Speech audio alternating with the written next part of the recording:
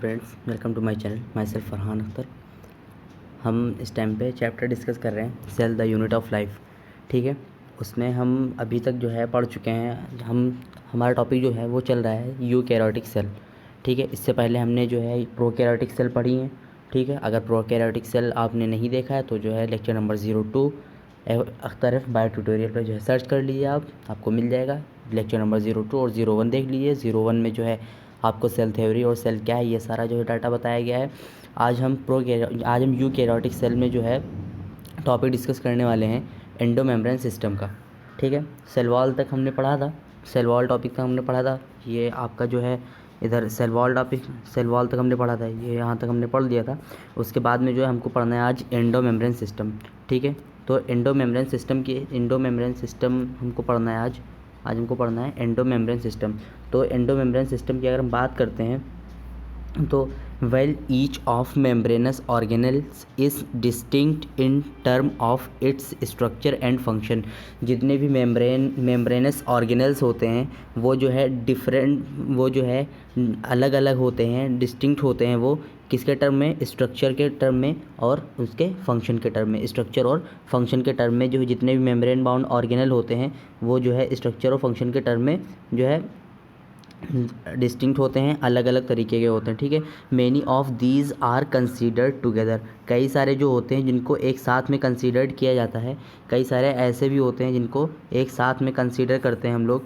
ठीक है, तो उसमें जो है कौन कौन से आते हैं? एंडो मेम्ब्रेन सिस्टम एक साथ में जिनको हम जो है कंसीडर करते हैं, structure and function. Many of these are considered together as an endomembrane system. Endomembrane system की तरह से जो है इनको हम कंसीडर करते हैं, एंडो मेम्ब्रेन सिस्टम की तरह से जो है कंसीडर करते हैं।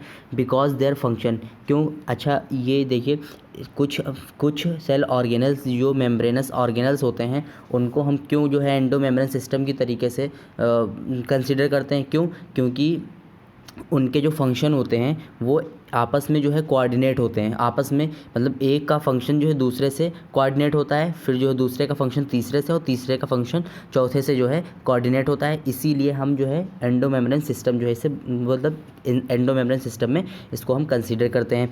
Because their functions are coordinated जिनके फंक्शन होते हैं वो कोऑर्डिनेटेड होते हैं। The endomembrane system include.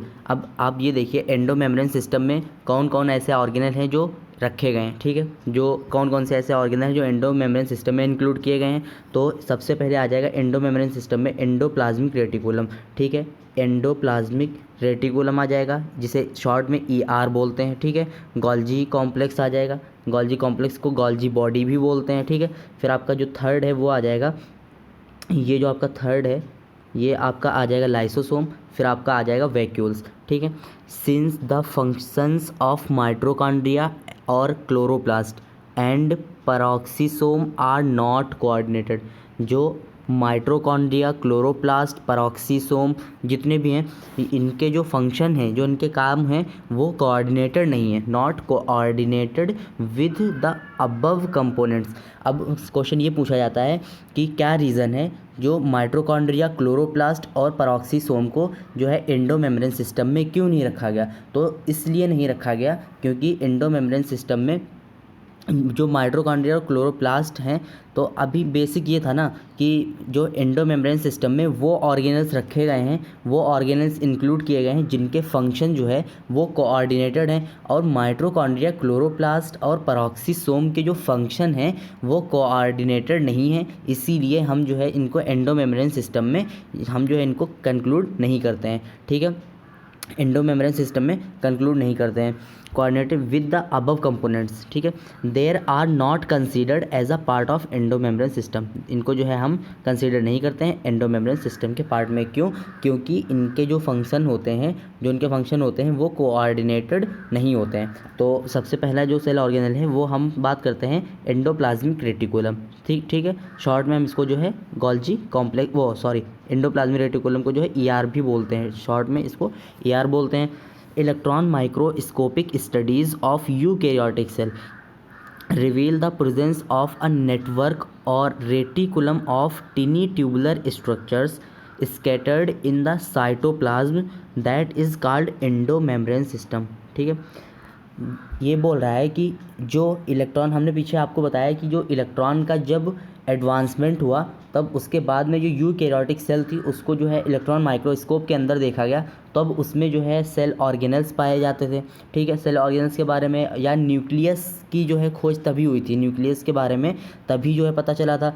अब इलेक्ट्रॉन माइक्रोस्कोप की स्टडी के द्वारा जो स्टडी की गई यूकैरियोटिक सेल्स के ऊपर, और उसमें देखा गया कि यूकैरियोटिक सेल्स में एक नेटवर्क होता है। नेटवर्क का मतलब होता है जाल, नेटवर्क होता है।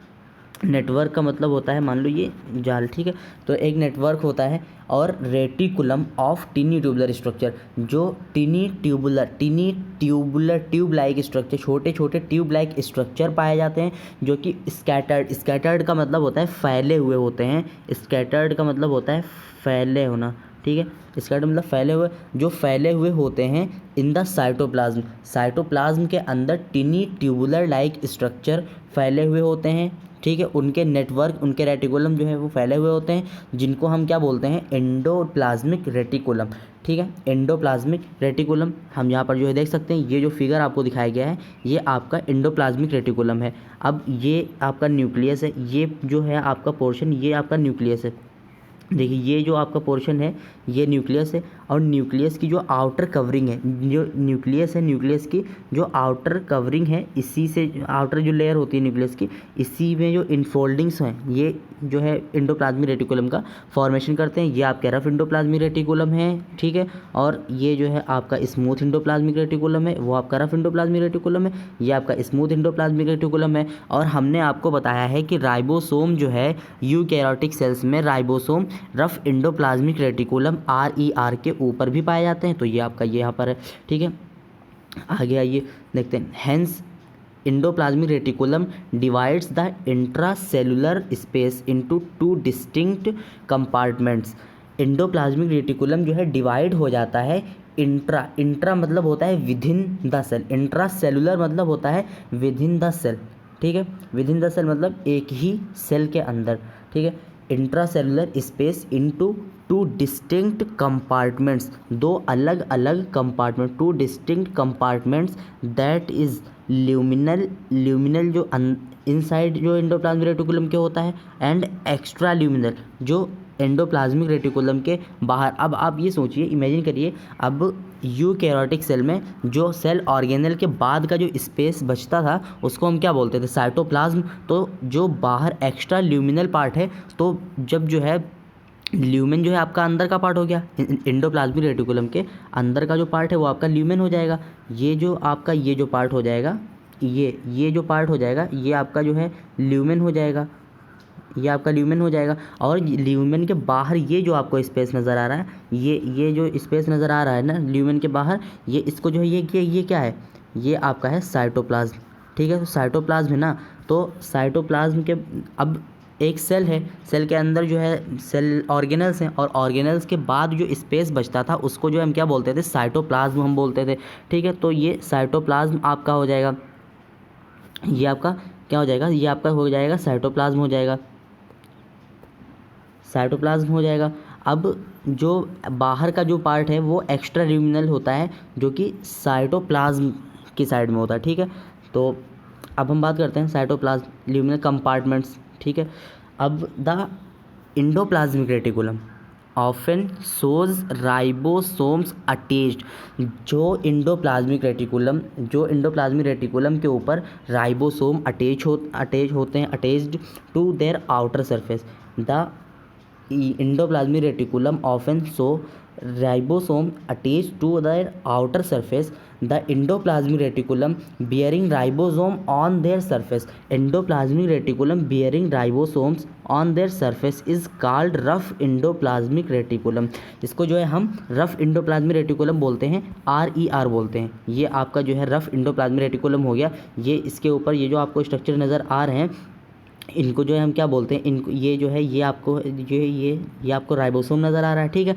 तो जिनके ऊपर जो है जिनके सरफेस पर, आउटर सरफेस पर राइबोसोम पाए जाते हैं, जहाँ पर उनको जो हम रफ इंडोप्लाज्मिक रेटिकुलम बोलते हैं, और जहाँ पास जो है राइबोसोम नहीं पाया जाता है उसको हम स्मूथ इंडोप्लाज्मिक रेटिकुलम पाया, जहाँ पर ribosome in the absence of ribosome, जब राइबोसोम की अब्सेंस होती है, ठीक है, तो अपीयर स्मूथ, तब ये जो है स्मूथ चिकने नज़र आते हैं, are called smooth endoplasmic reticulum, are called smooth endoplasmic reticulum. ये जो है आपको यहाँ पास देखिए, ये पार्ट आपको जो है स्मूथ नज़र आ रहा है, ये आपको पार्ट स्मूथ नज़र आ रहा है। तो ये जब स्मूथ नज़र आ रहा है तो यहाँ इसको हम बोलते हैं smooth endoplasmic reticulum, smooth endoplasmic reticulum बोलते हैं। अब rough endoplasmic reticulum is frequently observed in the cells actively involved in protein synthesis. जो रफ इंडोप्लाज्मिक रेटिकुलम होता है उसको फ्रीक्वेंटली ऑब्जर्व किया गया सेल्स के अंदर, जो उनके सेल्स के अंदर जो उनकी एक्टिविटी होती है वो क्या होती है, इनका जो काम होता है, जो इनका फंक्शन होता है वो होता है प्रोटीन की सिंथेसिस करना। रफ इंडोप्लाज्मिक रेटिकुलम का जो मेनली काम होता है वो होता है protein synthesis and secretion, protein की सिंथेसिस करना और उसको सिक्रीट करना, ठीक है। They are extensive and continuous with the outer membrane of nucleus. ये जो होते हैं एक्सटेंसिव होते हैं और कंटिन्यूअस होते हैं, extensive and continuous with the outer membrane of nucleus की जो आउटर मेम्ब्रेन होती है, अभी हमने आपको बताया था, ये जो न्यूक्लियस की आउटर मेम्ब्रेन है, ठीक है, इससे ये जो है कंटिन्यूअस होते हैं, न्यूक्लियस की ये आउटर मेम्ब्रेन है और न्यूक्लियस की आउटर मेम्ब्रेन से ये जो है कंटिन्यूअस होते हैं, ठीक है, continuous of outer membrane of nucleus. The smooth endoplasmic reticulum is major site of lipid. जो स्मूथ इंडोप्लाज्मिक रेटिकुलम होती है उसकी जो मेजर साइट होती है वो सिंथेसिस ऑफ लिपिड की सिंथेसिस। स्मूथ इंडोप्लाज्मिक रेटिकुलम का जो फंक्शन होता है वो होता है सिंथेसिस ऑफ लिपिड की सिंथेसिस करता है स्मूथ इंडोप्लाज्मिक रेटिकुलम, ठीक है। और जो रफ इंडोप्लाज्मिक रेटिकुलम होता है वो सिंथेसिस किसकी करता है, प्रोटीन की सिंथेसिस करता है और सिक्रीशन में रोल प्ले करता है। इन एनिमल सेल्स की अगर हम बात करते हैं, लिपिड लाइक स्टेरॉयडल हार्मोन, हम आगे भी डिस्कस करेंगे हार्मोन वगैरह जो है तो उसमें आएगा। तो अभी तो ये हमने बताया भी ना आपको कि ये बेस है इस चैप्टर का, मतलब पूरी बायोलॉजी का जो है सेल जो चैप्टर है ये आपका बेस हो जाता है, इसीलिए तो आगे चल के हम अभी इनको सब डिटेल में पढ़ेंगे, स्टेरॉयडल हार्मोन क्या है क्या नहीं है, ठीक है। तो in animal cells lipid like hormone, जो लिपिड लाइक स्टेरॉयडल हार्मोन होते हैं उनकी सिंथेसिस कौन करता है, उनकी सिंथेसिस किस में होती है, स्मूथ इंडोप्लाज्मिक रेटिकुलम में जो स्टेरॉयडल हार्मोन्स होते हैं उनकी सिंथेसिस होती है, ठीक है। अब हम जो है दूसरे नंबर पर आते हैं, ठीक है। ये जो है आपका आता है गोल्जी बॉडी या फिर जो है गोल्जी अपरेटस भी बोलते हैं। गोल्जी बॉडी या जो है गोल्जी ऑपरेटस को जो है किसने ऑब्जर्व किया, फर्स्ट ऑब्जर्व गोल्जी बॉडी या फिर जो है गोल्जी बॉडी को जो है गोल्जी बॉडी गोल्जी अपरेटस को सबसे पहले जो है किसने जो है ऑब्जर्व किया, कैमिलो गोल्जी 1998, ठीक है। 1898 में कैमिलो गोल्जी ने सबसे पहले ऑब्जर्व किया densely stained reticular structure near the nucleus, ठीक है, densely stained reticular structure near the nucleus के पास में एक डेंसली स्टेन्ड रेटिकुलर स्ट्रक्चर पाया जाता है, उसको सबसे पहले कैमिलो गोल्जी ने 1898 में ऑब्जर्व किया। These were later named Golgi bodies after him, उसको बाद में जो है नाम दिया गया गोल्जी बॉडीज़ का, बाद में नाम दिया गया क्या, गोल्जी बॉडीज़ का। They consist of many flat disc-shaped sacs cisternae of 0.5 micrometer to 1 micrometer diameter। जो आपका गोल्जी बॉडी है, गोल्जी बॉडी के अंदर जो है बहुत सारी जो है फ्लैट डिस्क शेप स्ट्रक्चर जो है पाए जाते हैं, डिस्क शेप सैक्स पाए जाते हैं, और सिस्टर्नी भी बोलते हैं, सिस्टर्नी, जिनका जो साइज़ होता है वो 0.5 माइक्रोमीटर से 1.0 मतलब 0.5 to 1 माइक्रोमीटर डायमीटर जो है। सिस्टर्नी का साइज़ क्या होता है 0.5 micrometre to 1 micrometre in diameter. These are stacked parallel to each other, ये जो होते हैं ये एक दूसरे के पैरेलल होते हैं। वेरीड नंबर ऑफ सिस्टर्नी, जो सिस्टर्नी का जो नंबर होता है वो वेरी करता है, ठीक है। Varied number of cisternae are present in a Golgi complex, ठीक है। गोल्जी कॉम्प्लेक्स में जो सिस्टर्नी का नंबर होता है वो वेरी करता है। The Golgi cisternae are concentrically arranged near the nucleus, near the nucleus, nucleus के पास में जो है अरेंज होता है, near the nucleus with distinct convex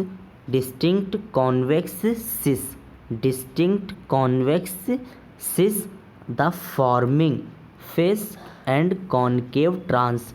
जो न्यूक्लियस के पास में होता है उसे डिस्टिंक्ट कॉन्वेक्स सिस बोलते हैं, या फिर सिस को जो है फॉर्मिंग भी बोलते हैं, फॉर्मिंग फेस बोलते हैं। और कॉनकेव ट्रांस जो होता है उसको हम मैच्योरिंग फेस बोलते हैं। जो कॉन्वेक्स सिस होता है उसको हम फॉर्मिंग फेस बोलते हैं, और जो कॉनकेव ट्रांस होता है उसको हम मैच्योरिंग फेस बोलते हैं, ठीक है। मैच्योरिंग फेस बोलते हैं। ये आपको जो है यहाँ पे स्ट्रक्चर दिखाया गया है गोल्जी, ये आपको जो है गोल्जी ऑपरेटर्स का स्ट्रक्चर दिखाया है, ये आपकी गोल्जी ऑपरेटर्स है, ठीक है। इसमें जो है जो कॉन्वेक्स सिस होती है, ठीक है, वो आपकी फॉर्मिंग फेज होती है। जो कॉनकेव ट्रांस होती है वो आपकी मैच्योरिंग फेज होती है। पहले जो है आपका फॉर्मेशन होगा जो है, ठीक है। जो प्रोटीन या लिपिड जो बनी है उसका जो है सिक्रीशन, एंडोप्लाज्मिक रेटिकुलम जो है उसको सिक्रीट करेगी, और सिक्रीट करके जो है कहाँ भेजेगी गोल्जी ऑपरेटस के अंदर, और गोल्जी ऑपरेटस के कॉन्वेक्स सिस फेस से जो है एंटर करेगी, तब जो है हम उसको फॉर्मिंग फेस बोलते हैं। और फिर जब जो है गोल्जी ऑपरेटस में सिस्टर्नी में कॉनकेव ट्रांस साइट में पहुंचेगी, तब तक जो है वो क्या होगी मैच्योर हो जाएगी, उसको हम मैच्योरिंग फेज बोलते हैं, मैच्योरिंग फेज बोलते हैं, ठीक है। The cis and trans faces of organelles are entirely different. जो सिस और ट्रांस फेज जो होते हैं वो इंटायरली डिफरेंट होते हैं, बट इंटरकनेक्टेड, लेकिन ये आपस में कनेक्ट होते हैं, इंटरकनेक्टेड होते हैं। The Golgi apparatus principally perform the function of packaging material. जो गोल्जी ऑपरेटस होता है वो मेनली परफॉर्म करता है, प्रिंसिपली का मतलब होता है आपको mainly performs the function of packaging material.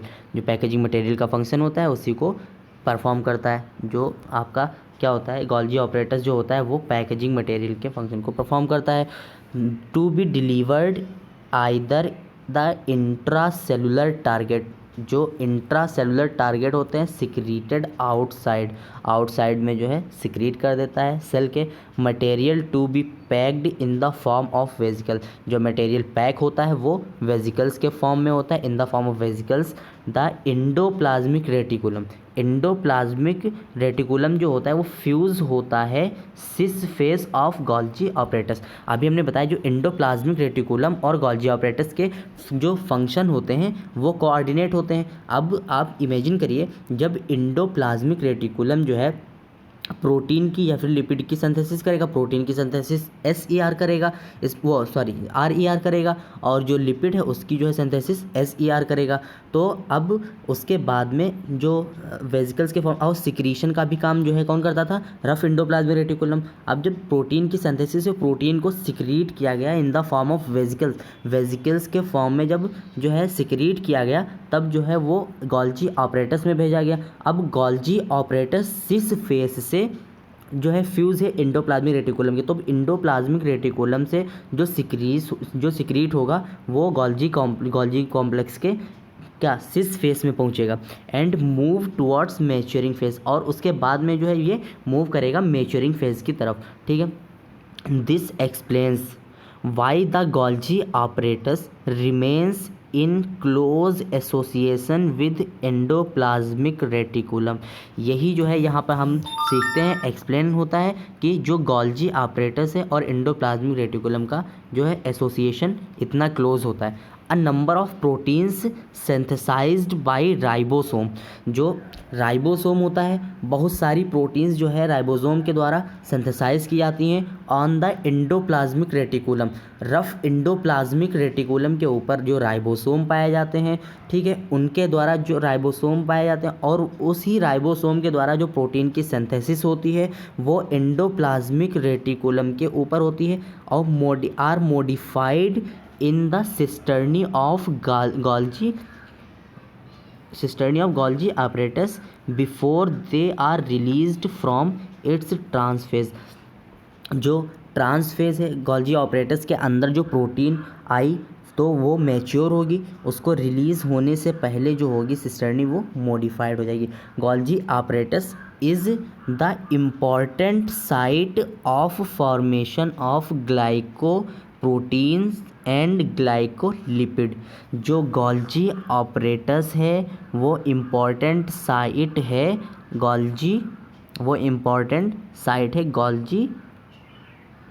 Golgi body जो है वो इम्पॉर्टेंट साइट है किसके फॉर्मेशन के, ग्लाइकोप्रोटीन और ग्लाइकोलिपिड के फॉर्मेशन के लिए इम्पॉर्टेंट साइट होती है। गोल्जी बॉडी जो होती है वो इम्पॉर्टेंट साइट होती है। अब यहाँ पर जो है हम एक निमोनिक देखते हैं। जो आपका जो गोल्जी बॉडी है, जो अब इधर देखिए आप, जो है ये यहाँ पर क्या बताया गया, जो गोल्जी ऑपरेटस है वो इम्पॉर्टेंट साइट है किसके, फॉर्मेशन ऑफ ग्लाइकोप्रोटीन और ग्लाइकोलिपिड के फॉर्मेशन की जो इम्पॉर्टेंट साइट है वो क्या है, गोल्जी ऑपरेटस। तो अब यहाँ पर एक निमोनिक हम एक कोड जो है याद कर सकते हैं, 4G। आजकल आप लोग जानते हैं ना 4G नेटवर्क जो है बहुत ज़्यादा फेमस है। अब तो 5G आने वाला है लेकिन अभी तो हम लोगों के पास 4G ही है, ठीक है। तो 4G का मतलब हो गया आपका ये, इधर देखिए, गोल्जी बॉडी जो है क्या करता है, ग्लाइकोसाइलेशन करता है। ग्लाइकोसाइलेशन मतलब ग्लाइकोसाइलेशन का मतलब जो है प्रोटीन और लिपिड की सिंथेसिस करता है, ठीक है, और ग्लाइकोप्रोटीन की सिंथेसिस करता है और ग्लाइकोलिपिड की सिंथेसिस, ग्लाइकोलिपिड की सिंथेसिस करता है, ग्लाइकोप्रोटीन की सिंथेसिस करता है कौन, गोल्जी बॉडी। तो 4G से हम इसको याद कर सकते हैं। बहुत ही कन्फ्यूजिंग होता है और जो है 4G से बहुत अच्छे से आराम से याद हो जाएगा, ठीक है, इसको रिमाइंड करिएगा आप। अब हम नेक्स्ट सेल ऑर्गेनल जो आता है एंडोमेम्ब्रेनस सिस्टम में, वो आता है आपके सामने लाइसोसोम। तो लाइसोसोम की अगर हम बात करते हैं, लाइसोसोम की, these are membrane bound vesicular structures formed by the process of packaging in the Golgi apparatus. Golgi apparatus या गोल्जी बॉडी की पैकेजिंग के द्वारा जो पैकेजिंग प्रोसेस है उसके द्वारा जो है कुछ स्ट्रक्चर्स का फॉर्मेशन हो जाता है। वेसिकुलर स्ट्रक्चर का मतलब होता है वेसिकल्स के फॉर्म में, ठीक है। मेम्ब्रेन बाउंड वेसिकुलर स्ट्रक्चर का फॉर्मेशन हो जाता है किसके, पैकेजिंग ऑफ गोल्जी बॉडी के पैकेजिंग की प्रोसेस के द्वारा, जिसको हम क्या बोलते हैं, लाइसोसोम बोलते हैं। The isolated lysosomal vesicles have been found to be very rich in almost all types of hydrolytic enzyme। जो isolated lysosomal vesicles have been found to be very rich in almost ज़्यादातर सभी तरीके के hydrolytic enzyme जो है कहाँ पाए जाते हैं, लाइसोसोम के अंदर। हाइड्रोलिटिक एंजाइम जितने भी होते हैं, ऑलमोस्ट सभी तरीके के हाइड्रोलिटिक एंजाइम जो होते हैं वो लाइसोसोम के अंदर पाए जाते हैं। हाइड्रोलिटिक एंजाइम जैसे आपका हो जाएगा हाइड्रोलिटिक एंजाइम में जैसे आपका हाइड्रोलेजेज आ जाएगा, लाइपेजेज आ जाएगा, प्रोटीएजेज आ जाएगा, कार्बोहाइड्रेजेज आ जाएगा। जो हाइड्रोलेजेज है, लाइपेजेज है, लिपिड को डाइजेस्ट करने के लिए होता है, मतलब डाइजेस्टिव एंजाइम जो होते हैं वो आपके लाइसोसोम के अंदर पाए जाते हैं। ऐसे बोल सकते हैं जो डाइजेस्टिव एंजाइम होते हैं वो आपके लाइसोसोम के अंदर पाए जाते हैं। हाइड्रोलेजेस, लाइपेजेस जो है लिपिड को डाइजेस्ट करने के लिए होता है, प्रोटीएजेस प्रोटीन को डाइजेस्ट करने के लिए होता है, और कार्बोहाइड्रेजेस जो है वो कार्बोहाइड्रेट को डाइजेस्ट करने के लिए होता है। ये हम अभी जो नेक्स्ट चैप्टर आपका है वो बायोमोलिक्यूल्स में हम इन सभी एंजाइम के बारे में डिस्कस करेंगे। Optimally active at acidic pH. Acidic pH पर जो है ये ऑप्टिमली एक्टिव होते हैं। एसिडिक पीएच का मतलब होता है जिनका पीएच जो होता है वो जो जिनका पीएच जो होता है वो लेस देन 7 होता है, ये जो होता है ये आपका होता है एसिडिक पीएच होता है। ठीक है, लेस देन 7 तो ये आपका एसिडिक पीएच होता है। These enzymes are capable of digesting carbohydrate, protein, lipid and nucleus। आगे देखिए वही बात आ गई।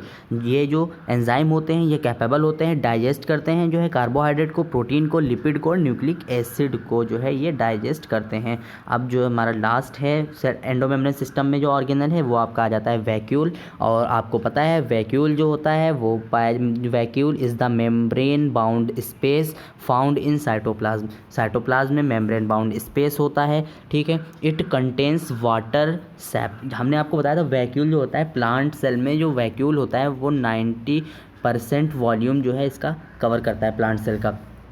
और it contains water sap excretory product and other materials not useful the cell, जो सेल के लिए यूज़फुल नहीं होते हैं। ठीक है, उन सभी के लिए जो एक्सक्रीटरी प्रोडक्ट होता है, ठीक है, ये कहाँ वैक्यूल्स के अंदर जो है पाया जाता है। The vacuole is bound by a single membrane. जो वैक्यूल होता है वो सिंगल मेम्ब्रेन बाउंड ऑर्गेनल होता है। अच्छा, एक चीज़ और याद रखिएगा, जितने भी एंडोमेम्ब्रेन सिस्टम में जितने भी 4 ऑर्गेनल हैं वो सभी सिंगल मेम्ब्रेन बाउंड ऑर्गेनल ही हैं। ठीक है, इज़ कॉल्ड टोनोप्लास्ट। जो वैक्यूल की सिंगल मेम्ब्रेन होती है, ठीक है, उसको हम टोनोप्लास्ट बोलते हैं। इन प्लांट सेल्स में the vacuoles can occupy up to 90% of the volume of cell. जो प्लांट सेल होती है उसमें जो सेल का वॉल्यूम 90% जो सेल का वॉल्यूम होता है वो ऑक्यूपाई करती है प्लांट सेल जो है ऑक्यूपाई करती है। इन प्लांट्स में टोनोप्लास्ट जो होती है वो फैसिलिटेट आसान बनाती है transport of number of ions, transport करती है नंबर ऑफ आयंस को के ट्रांसपोर्ट के लिए जो है परमेबल होती है, आसान बनाती है। द अदर मटेरियल्स, दूसरे मटेरियल होते हैं against the concentration gradient, against the concentration gradients into vacuole, hence their concentration is significantly higher. जो कंसनट्रेशन होती है वो सिग्निफिकेंटली हायर होती है इन द वैक्यूल के अंदर जो है concentration high. Against the concentration का मतलब ये होता है कि हाई से लो की तरफ जाए। अब वैक्यूल से बाहर जाना है तो वैक्यूल के अंदर जो है कंसनट्रेशन जब ज़्यादा होगी तभी तो जो है वैक्यूल से जो है बाहर की तरफ जाएगा ना, तो वैक्यूल में कंसनट्रेशन हायर होती है देन द साइटोप्लाज्म से। ठीक है, बात करते हैं इन अमीबा में बात करते हैं contractile vacuole is important for excretion. जो कॉन्ट्रैक्टाइल वैक्यूल होते हैं वो इम्पॉर्टेंट होते हैं एक्सक्रीशन के लिए इन मेनी सेल्स, बहुत सारी सेल्स में। As in protist food vacuoles are formed by engulfing the food particles के इंगल्फिंग के द्वारा जो है फूड वैक्यूल्स का फॉर्मेशन होता है। आपका ये यहाँ पर जो है टॉपिक कंप्लीट होता है, एंडोमेम्ब्रेन सिस्टम का टॉपिक कंप्लीट होता है। इसके बाद में जो आपका टॉपिक आता है ये आपका है माइटोकॉन्ड्रिया। ठीक है, माइटोकॉन्ड्रिया के बाद में हम पढ़ेंगे आपको प्लास्टिड। माइटोकॉन्ड्रिया जो है बहुत बच्चों का जो इम्पोर्टेंट मतलब बहुत ही इंटरेस्टिंग टॉपिक होता है, बहुत बच्चों का फेवरेट टॉपिक होता है। तो क्योंकि जो है हम लोग रट करके रखते हैं 11th में कि माइटोकॉन्ड्रिया को power house of the cell कहा जाता है। बस इतनी ही बात याद रहती है कि mitochondria is power house of the cell. ठीक है, तो नेक्स्ट लेक्चर में हम माइटोकॉन्ड्रिया आपके सामने डिस्कस करेंगे, माइटोकॉन्ड्रिया और प्लास्टिड, और फिर उसके बाद में जो है आपका जो राइबोसोम वगैरह साइटोस्केलेटन। ठीक है, जो आगे आपके टॉपिक होंगे वो सभी डिस्कस करेंगे। और तब तक के लिए पढ़ाई करते रहिए। और फिर अगर आपको वीडियो अच्छी लग रही है तब जो है मतलब अगर कोई भी आपकी कमेंट हो, कोई भी क्वेरी हो तो जो है आप कमेंट सेक्शन में हमको बोल सकते हैं जो भी आप चाह रहे हैं नया कंटेंट, और मतलब हम और आपको क्या दे सकते हैं, जो आपको ज़रूरत हो आप वो बता सकते हैं। अगर हमसे वो चीज़ पॉसिबल होगी तो हम वो चीज़ कर सकते हैं आपके लिए। ठीक है, करेंगे। और तब तक के लिए बाय बाय, टेक केयर। अगर आपको वीडियो अच्छी लगी है तो लाइक कीजिए, कमेंट कीजिए और चैनल को सब्सक्राइब करना बिल्कुल भी ना भूलें। क्योंकि जब हम आपको नई वीडियो देंगे तो आपके सामने वो नोटिफिकेशन आ जाएगी, तो आप जो है उसको मिस नहीं करेंगे। ठीक है, तब तक के लिए बाय बाय, टेक केयर।